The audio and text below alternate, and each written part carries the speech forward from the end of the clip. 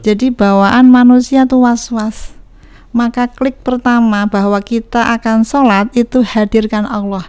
Mulai wudhu juga sudah menghadirkan, ya Allah saya mau sholat nih, mohon engkau bimbing, mohon supaya kita khusyuk.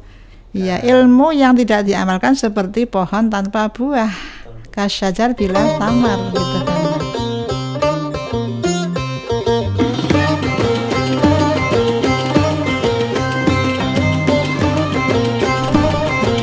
Bismillahirrahmanirrahim. Assalamualaikum warahmatullahi wabarakatuh. Sobat Ulil Albab dimanapun Anda berada, selamat datang di acara Bersiar sambil siniar, episode kedua spesial bulan Ramadan.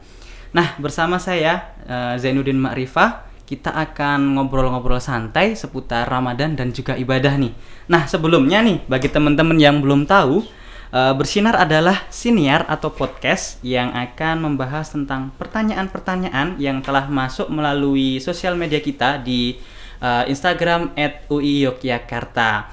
Dan tentunya kalau ngobrol-ngobrol itu nggak mungkin sendirian ya, karena pada kesempatan kali ini saya sudah dibersamai oleh narasumber yang luar biasa. Beliau adalah salah satu dosen di Prodi PAI, Pendidikan Agama Islam Universitas Islam Indonesia. Beliau adalah Dokteranda Sri Haningsih MAG. Selamat pagi, Bu. Selamat pagi, Mas. Gimana kabarnya, Ibu? Alhamdulillah baik. Di situasi puasa seperti ini ngajarnya kayaknya semakin semangat ya, Bu ya. Insya Allah sama saya. Mungkin ini, Bu, kita akan ngobrol-ngobrol ringan nih seputar ibadah dan juga Ramadan. Dan tentunya kita sudah mempersiapkan beberapa pertanyaan seperti yang saya sampaikan tadi, yaitu pertanyaan-pertanyaan yang telah masuk di sosial media di Instagram @ui_yogyakarta. Seperti itu, Bu. Oke. Nah, mungkin langsung aja sih, Bu. Kita ada satu pertanyaan nih, Bu. Kalau kita nih sebagai mahasiswa, biasanya kan kita lagi banyak tugas nih, Bu, atau lagi dapat masalah, kemudian kita mau melaksanakan sholat. Nah, pas kita mau melaksanakan sholat itu, kita kan mau wudhu, Bu. Nah, terkadang tuh kita was-was, apakah kita udah niat atau belum, atau lupa basuh muka atau basuh apa, dan pas sholat itu juga udah baca niat atau belum. Nah, ini ada pertanyaan dari @disa. Min, gimana sih caranya biar nggak was-was pas wudhu sama niat sholat? Gitu, Bu. Silahkan. Baik, terima kasih. Assalamualaikum warahmatullahi wabarakatuh. Pemirsa yang saya hormati dan sungguh saya banggakan yang luar biasa. Pertanyaan yang sangat menarik nih tentang wudhu dan niat tadi ya. Jadi manusia itu tidak lepas yang namanya ragu-ragu. Betul. Bahasa agamanya, bahasa Arabnya was-was. Untuk meminimalisir was-was dan supaya masuk dalam bingkai sah syarat sahnya sholat, Mas ya, yang pertama niatnya harus benar, karena sebagaimana hadis Nabi disebutkan innamal a'malu binniyah wa innamal likulli imri'in ma nawa.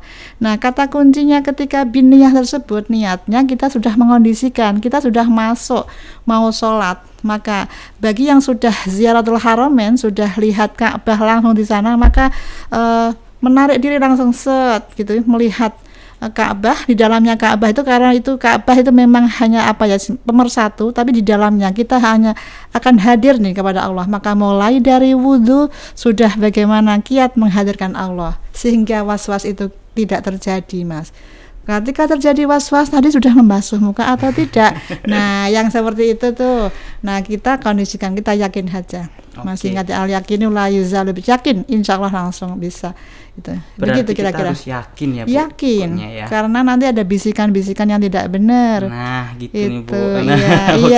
Iya, biasa manusiawi. Begitu. Iya. Nah, gitu ya, teman-teman. Jadi kalau kita mau sholat, mau wudhu, itu pokoknya yakin ya, Bu. Iya, yakin. Nanti kita sudah membasuh nih, dan sudah niat terlebih dahulu. Betul. Nah, mungkin selanjutnya, Ibu. Ini ada selanjutnya nih masih berkesinambungan sih, Bu. Kadang-kadang kalau kita nih, kalau mungkin anak mahasiswa yang di pesantren, kemudian kita lagi jemur baju, atau mungkin pas masuk kelas, kemudian kita bawa motor, kemudian pas masuk waktu sholat, waktu mau kita sholat tuh kita tadi nggak kepikiran tuh Bu, apa itu jemuran, apa itu kunci motor dan sebagainya. Tapi pas sholat Iya. itu tuh kita tiba-tiba inget. Nah, gimana sih Bu Iya. hukumnya ketika kita mengingat-ingat atau tidak khusus saat sholat itu Bu? Iya, baik teman-teman semua ya, rahimakumullah. Masih ada kaitannya dengan pertanyaan yang pertama, Mas. Oke, betul. Jadi bawaan manusia tuh was-was. Maka klik pertama bahwa kita akan sholat itu hadirkan Allah. Mulai wudhu juga sudah menghadir, ya Allah, saya mau sholat nih, mohon engkau bimbing, mohon supaya kita khusyuk. Itu penting. Diucapin begitu nggak apa-apa. Ya Allah tahu, tapi kita seperti itu. Oke. Kemudian Mas, tadi kan mesti muncul ya. Itulah di dalam diri kita itu ada hijab, ya. Ada penghalang karena kita tidak amanah langsung. Allahu Akbar. Allah Akbar hanya Allah yang Akbar. Tapi karena ada something wrong ya, sifatnya kita tidak khusyuk tadi pertama, ya udah nggak apa-apa ya. 1 rakaat aja fokus, jangan kan nggak apa-apa. Siapa yang datang itu setan. Maka diawali dengan bacaan nas boleh kayak gitu di awal. Boleh gitu nggak apa-apa. Jadi banyak kiat untuk bagaimana supaya kita khusyuk dalam sholat, tidak diganggu. Dan kalau bisa sih diartikan maknanya ya, bacaannya itu diartikan. Kalau belum bisa ya udah Allah, pokoknya kita fokus bahwa saya sedang sholat, hanya Allah yang akbar, tidak ada akbar yang lain gitu kira-kira. Berarti kita harus fokus nih Bu. Kalau bisa tadi diusahakan kita tahu sih artinya apa yang kita baca gitu Bu ya, biar selalu khusyuk salah saat satu dibaca. di antaranya ya. Salah duanya banyak sebenarnya, salah 3-nya. Oke Mas ya. Baik Ibu, terima kasih atas jawabannya nih. Iya. Nah, ada juga nih Bu yang mungkin bertanya nih. Ketika kita sholat nih Bu, kan kita jadi makmum nih Bu posisinya. Makmum ya, jadi makmum nih posisinya. Nah, sang imam itu membaca bacaan surat yang tidak kita hafal Bu. Nah, apakah boleh kita nih sebagai makmum membaca surat dari yang selain dibacakan imam gitu? Jadi kita kok ini imamnya kok kayaknya panjang banget bacanya. Nah, itu boleh nggak sih Bu kayak gitu tuh? Oke, pertanyaannya boleh dan tidak boleh ya. Mungkin boleh saya di luar itu. Oh, mungkin boleh dijelaskan nanti Bu. Oke, sholat ya kan, ada imam ada makmum. Saya boleh beranalog gitu ya, pakai metode kias lah. Kita pemain sepak bola itu kan perlu satu bahasa ya. Ya udah aku mau nendang bola ke sana aja ya, kamu ke sana ya, nggak masuk gitu kan. Nah sama saja imam sama makmum itu adalah namanya juga makmum ya, mengikuti imam. Betul. Nah ketika imam membaca surat misalnya Al-Fatah gitu ya, Inna fatahna laka fatham mubina, aku mau baca yang beda, kan harus beda, aku anak muda kok. Loh, sudah ada niat yang benar, malah apalagi kita bergumam dalam sholat nggak benar, ikuti aja. Kalau tidak bisa membaca bacaannya imam yang panjang, Al-Baqarah atau apa gitu ya, kita dengarkan, nggak apa-apa begitu Mas. Jadi tidak harus mengganti kan. Yang kalau Al-Fatihah kan yang rukun, yang suratnya ya udahlah kita dengarkan aja begitu Mas. Berarti kalau semisal kita tidak hafal pun lebih baik kita mendengarkan sang imam itu ya Bu ya. Yang penting tidak melamun kemana-mana. Oh, iya. Yang penting tidak teringat sama kunci yang hilang tadi ya. Iya betul. Iya. Oke. Nah, sekarang nih Bu, kan ini di minggu kedua Ramadan nih Bu. Nah, di pas mumpung momen Ramadan nih Bu. Iya. Ini ada salah satu netizen yang ingin bertanya nih. Iya. Gimana sih Bu kiat-kiat agar kita bisa berperilaku baik di bulan suci Ramadan? Jadi mumpung di momen-momen Ramadan ini, gimana sih caranya kita agar berperilaku baik? Gitu Bu. Oke. Sebelum saya menjawab kiat-kiatnya ya, mungkin Ramadan kita pahami dulu ya. Ramadan itu akronim udah bisa juga. Ro-nya itu kan rahmah, memnya maghfirah, dotnya itu doman itkun minan nar ya kan. Nah itu kan bagaimana kita itu masuk kepada jannah nanti harapan gitu Ramadan ya, nur kayak gitu. Itu boleh sih otak-atik gatuk gitu istilahnya. Tetapi kembali kepada Ramadan adalah sebagaimana bulan yang penuh berkah. Ya siapapun orangnya menunggu sama saja kalau kita itu loh Mas. Kalau kita menanam pohon buah yang berbuah, kita rindukan, kita tunggu-tunggu. Nah, Tunggu buahnya gitu nggih, Bu. iya, nah ini kalau boleh saya boleh itu ya, siapapun menanam buah ya. Kita kebetulan sebagai akademisi nih ya, menanam buah. Buah yang ditanam apa kira-kira? Ilmu, bukan ya? Nah, kalau ala ilmu bila amalin, terus apa? Al ilmu bila amalin. Ya, ilmu yang tidak diamalkan seperti pohon tanpa buah. Betul, Bu. Kasyajar bila tamar gitu kan. Nah, UII yang semegah ini luar biasa ya, sebagai perguruan tinggi yang tertua, tapi dengan renstra-nya sudah itu ya. Kok boleh ke renstra ya? Boleh ya, nggak apa-apa ya. Boleh, Bu, enggak apa-apa. Ramadan dengan renstra gitu boleh. Rencana strategis. Kita seorang yang soimin soimah, orang yang berpuasa juga punya renstra, punya planning ya, bagaimana puasanya nanti berbuah apa yang berkualitas, dengan harapan Allah sudah berjanji gitu ya, di bawah siapapun yang maaf saya salah ngomong, hadis Nabi mengatakan man shoma ramadhana imanan wahtisaban ghufira lahu ma taqaddama min dzambik. Jadi dosa kita seluas ruangan ini maupun segunung Merapi. Merbabu mana aja lah ya. Tetapi sepanjang kita puasanya tuh imanan gitu, wahtisab artinya sungguh-sungguh lah ya, itu diampuni semua dosa kita gitu. Maka kembali kepada pertanyaan Mas tadi ya, kaitannya dengan bagaimana mumpung. Nah ini kan seakan kita tuh transaksional loh dengan aji mumpung, padahal kan idealnya tidak hanya di Ramadan saja. Tapi ngobrol nggak apa-apa. Jadi memang kita semua itu wajar kalau ingin memetik buah, Mas. Betul. UI ingin memetik buahnya, alumninya oke, ya kan, berakhlakul karimah, bil ilmu amaliyah, beramal yang luar biasa. Sampai prodi pun ya. Tadi sudah diperkenalkan ya, prodi saya PAI ya. Kita juga PAI pendidikan. Ya mendidik kalau tidak berbuah bagaimana? Sama saja ya, Bu. Iya, pas puasa ini semoga buahnya oke. Amin, amin ya Allah. Oke, iya. Baik, terima kasih kepada Ibu Sri. Jadi kalau di bulan-bulan Ramadan ini teman-teman juga harus menyiapkan agar kita setelah Ramadan nanti memetik buah kebaikan gitu ya, Bu, ya. Nah, selanjutnya nih Bu, ada sedikit pertanyaan lagi nih Bu. Boleh. Dari Rahma. Ibu, gimana sih caranya memanfaatkan waktu di bulan Ramadan? Karena biasanya bulan Ramadan itu bawaannya pengen tidur terus gitu. Jadi mungkin para mahasiswa itu kan kalau kita pas masuk bulan Ramadan, apalagi di minggu kedua ini ya Bu ya, itu bawaannya kok bosen gitu kan, kuliah online gitu kan Bu. Jadi bawaannya itu pengen tidur terus. Lah itu gimana sih kiat-kiatnya biar nggak selalu tidur dan melaksanakan hal produktif gitu Bu? Oke. Ya, momentum Ramadan teman-teman sekalian luar biasa ya. Salah satu kitab Durratun Nasihin halaman masih pertama itu begini sih, ada obrolannya para sahabat ini. Lau ta'lamu ummati ma fi Ramadan la tamanna kulla syahrin Ramadan. Andekan aku tuh tahu bagaimana Ramadan, sungguh saya ingin mengharap seluruh bulan Ramadan. Mengapa tidak tidur pun itu pahala, Mas. Tapi tadi ada komitmen, apalagi yang mau jadi guru nih. Sosok yang digugu dan ditiru, bukan wagu tersaru. Maksudnya tidur terus gini.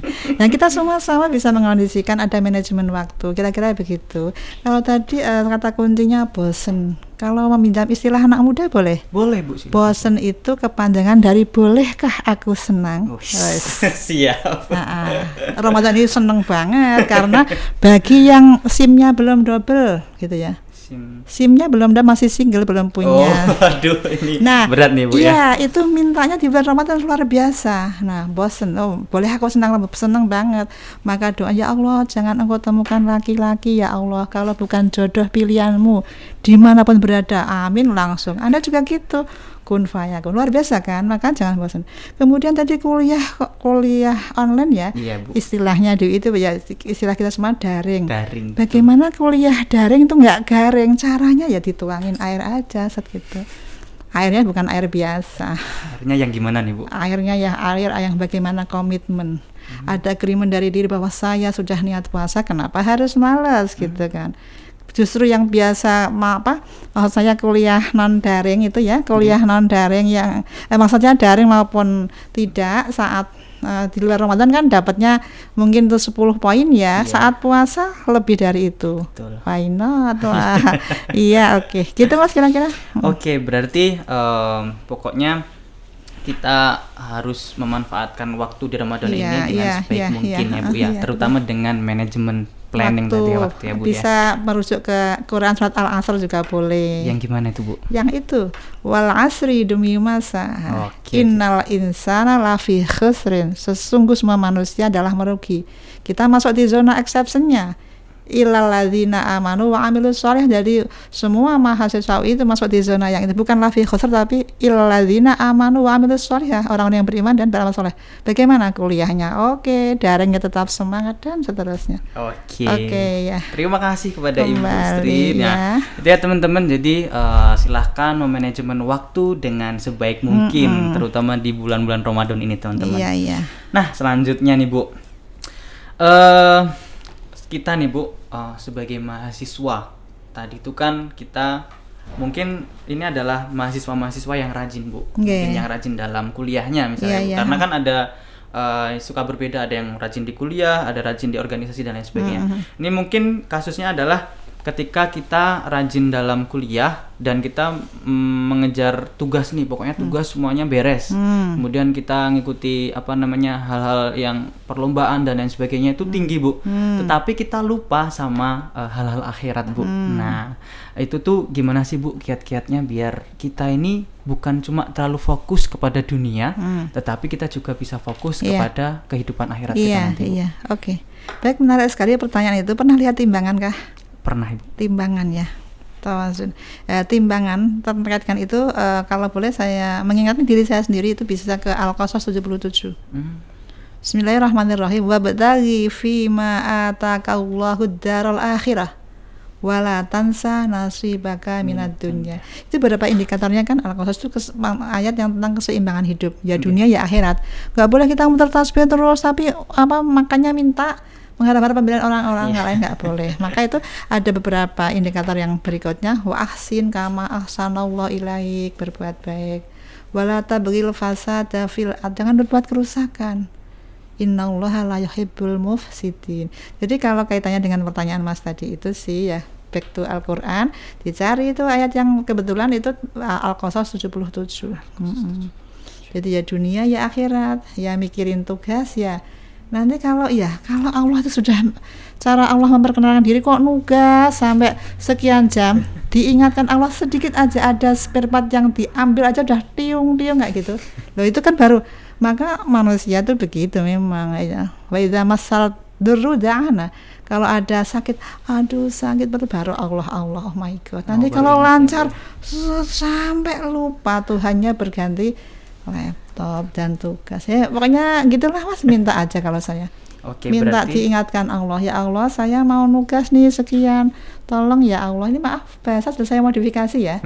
Jadi Al-Qasas itu saya modifikasi, ya Allah ini nugasnya banyak ini misalnya versi orang tua ya, nugas jurusan, fakultas, diri saya sendiri, sekolah, ya Allah saya tidak tahu semua 24 jam nih, aku nggak ngerti pokoknya please gitu ya. Lucu ya sama Allah begitu. Itu kan supaya memotivasi ya, supaya selesai semuanya, tapi ya tetap sholat karena itu yang memudahkan. Jangan sampai deh malah nanti nggak berkah ilmunya. Berarti kita itu juga harus mengingat Allah sekalipun dalam keadaan senggang, karena kadang-kadang pas tadi sampaikan kalau kita ingat itu pas sakit, itu baru ingat ya tadi Bu. Itu manusiawi memang. Manusia lagi sakit baru ingat. Berarti jangan sampai teman-teman nih yang di rumah nih, apalagi di masa-masa Ramadan kali ini, kebanyakan nugas terus Tuhannya pindah ke laptop seperti yang sampaikan. Cuman ini sudah dimodifikasi ya teman-teman ya. Nah, kemudian lanjut ke pertanyaan selanjutnya Ibu, boleh.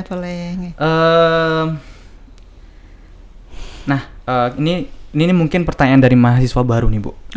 Jadi mengingat sang anak ini kan mungkin kita sering nih Bu bertolak belakang sama pilihan orang tua. Jadi kadang-kadang kita tuh pengennya masuk fakultas A gitu kan Bu, tapi orang tua itu pengennya fakultas B gitu Bu. Oh, iya. Jadi gimana sih Bu hukumnya kalau kita itu egois atau memilih jalan kita sendiri tanpa menghiraukan pilihan dari orang tua tersebut Bu?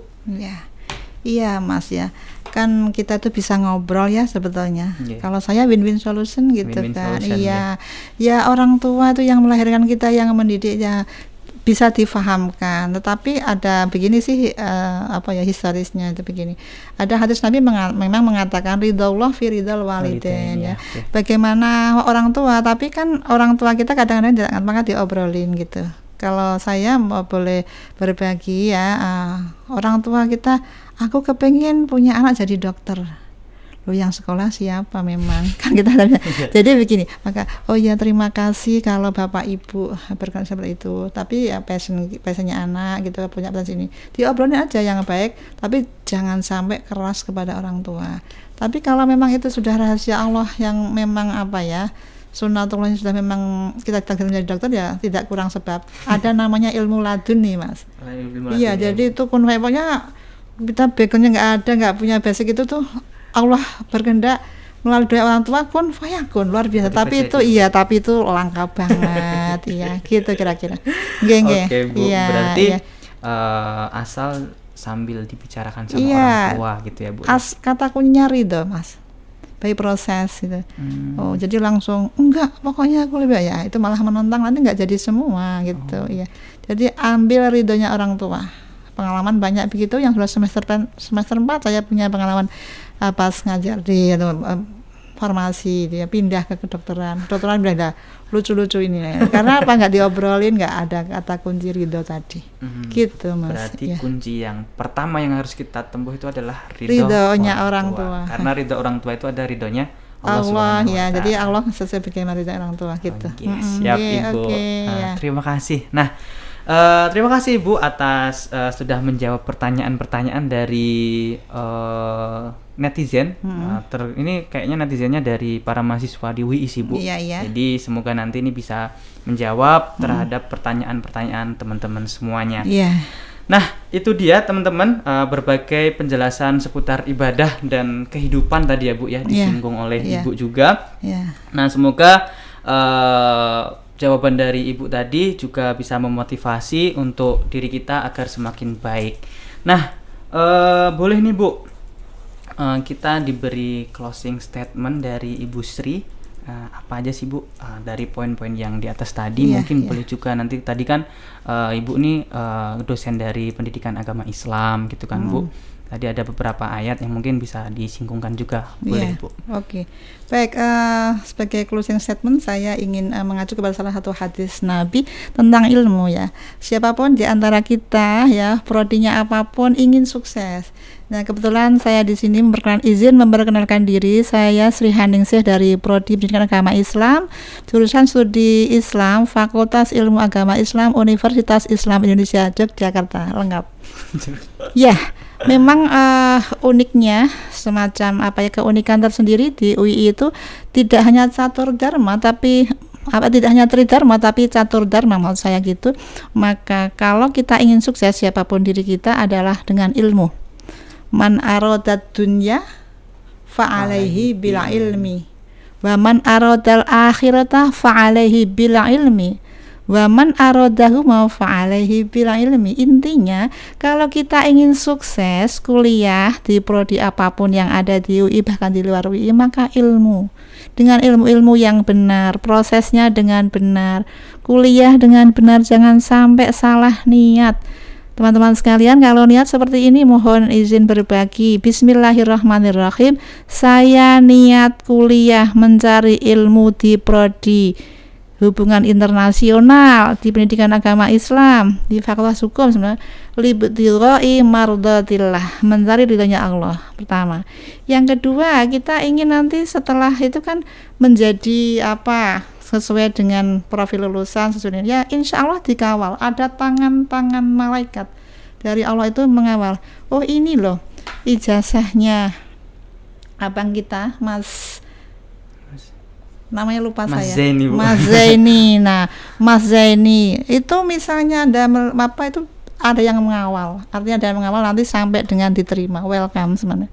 Nah, akhiratnya juga dapat karena saat kita belajar kuliah itu prosesnya baik, tidak nyontek, ya kan, plagiasinya itu sudah di minimalisir sesuai standar, tidak pokoknya benar aja, ya itu semuanya welcome. Itu insya Allah. Jadi hukum kausalitas itu berlaku dimanapun berada. Akhiratnya dapat, dunianya dapat, nanti ya semuanya dapat, is okay. Jadi sekali lagi jangan terjebak dengan kuliah prodi A B C D, tapi kata kuncinya adalah bagaimana niat Anda, ilmunya itu ridhonya Allah, nanti dunia dapat, akhirat dapat, hatta nanti yang menemani Anda mengawal proses hidup dan kehidupan yaitu suami atau istri, Allah akan berikan. Jadi jangan sampai salah niat, itu kata kuncinya ya. Apalagi kesempatan Ramadan ini Allah membuka seluas-luasnya pintu rahmat ya, pintu maghfirah luar biasa. Demikian kira-kira, semoga bermanfaat ya. Beberapa hal yang sifatnya kekurangan dari diri saya, kalau toh ada kebenaran semata dari Allah. Baik, bisa saya akhiri. Bismillahirrahmanirrahim. Wallahul muwaffiq ila aqwamit thoriq. Assalamualaikum warahmatullahi wabarakatuh. Waalaikumsalam warahmatullahi wabarakatuh. Ya, baik, terima kasih kami ucapkan kepada Ibu Sri Haningsih yang telah bersedia menjadi narasumber, sekaligus kita ngobrol-ngobrol ringan tadi ya Bu ya. Terima kasih yang sebesar-besarnya. Semoga apa-apa yang Ibu sampaikan tadi bisa bermanfaat bagi teman-teman di luar sana, terkhusus bagi para mahasiswa di Universitas Islam Indonesia. Dan kami ucapkan terima kasih juga kepada Sobat Ulil Albab yang telah mendengarkan podcast Bersinar spesial Ramadan sampai pada akhir. Dan semangat selalu puasanya. Semoga kita menjadi insan yang dapat mengoptimalkan ibadah di bulan suci Ramadan. Saya Zainuddin Ma'rifah pamit undur diri. Sampai jumpa di acara Bersinar, Bersiar Sambil Siniar episode selanjutnya. Terima kasih. Wassalamualaikum warahmatullahi wabarakatuh.